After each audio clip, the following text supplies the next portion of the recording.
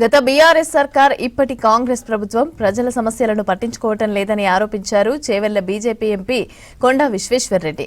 అభివృద్ధి పేరుతో గత ప్రభుత్వం చెరువులను ఖాళీ చేసిందని, అభివృద్ధి పనులకు కేటాయించిన కోట్ల రూపాయలు ఎక్కడికి పోయాయని ప్రశ్నించారు. ప్రజలు దోమల బెడదతో నరకం అనుభవిస్తున్నారని చెప్పారు. హైదరాబాద్ షేర్లింగంపల్లి నియోజకవర్గంలో చందానగర్లో పర్యటించారు కొండా విశ్వేశ్వర్రెడ్డి.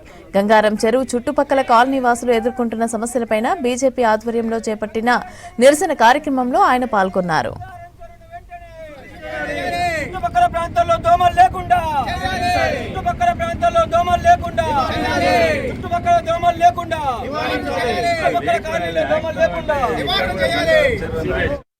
అటు నేక్నంపూర్లా ఇటు హఫీజ్పేట్ల చెరువులకు పోయినాము.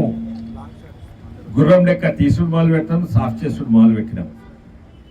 ఇది అప్పుడు ప్రభుత్వాన్ని చెప్పినాము, మీతో చేత కాదు, మీరు ఎన్ని కోట్లు పెట్టినా అది ఇంజనీర్లు ఏం చేస్తారో ఎక్కడ మాయమవుతాం కానీ ఆడ 30 కోట్లు ఇచ్చే బదులు ఇక్కడ ఉన్న ప్రజలకు 3 కోట్లు ఇస్తే వాళ్ళు సాల్వ్ చేసుకుంటారని చెప్పిన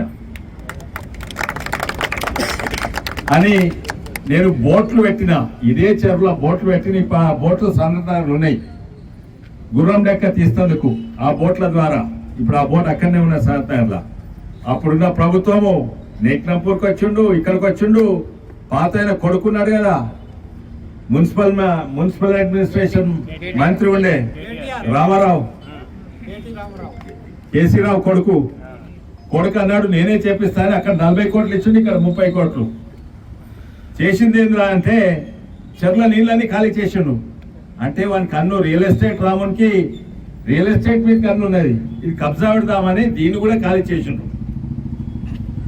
ఖాళీ చేసిన ఎందుకంటే మొత్తం కూడక తీస్తాము, వాళ్ళ బావ మిషన్ భగీరథ చేసినట్టు ఊర్లలో ఇక్కడ మిషన్ భగీరథ చేసి అంత కూడవేసి మంచి తాజా నీళ్లు ఇలా పెడతామన్నాడు. కొబ్బరి నీళ్ళు అన్నాడు, ఇది అన్నాడు. ఏమాయ్ దోసుకున్నాడు, దోసుకొని పోయిండు. అక్కడ 40 కోట్లు ఏమాయి, ఇక్కడ 30 కోట్లు ఏమాయి. సరే, ఆ పాత ప్రభుత్వం దోసుకొని పోయింది. అన్ని చెరువులు కూడా బాధ్యత తీసుకొని మంచి చేయండి, మేమైతే మీ ఎంట పడతాము. ఇది సాఫ్ చేయ వరకు ఇక్కడ ప్రజలందరూ కూడా మీ ఎంట పడతారు. ఒక చెరువు అయితే సరిపోదు, తప్పనిసరిగా ఆ ప్రభుత్వం ఇక్కడ రావాలి. ఆ హైడ్రా ఏదో షో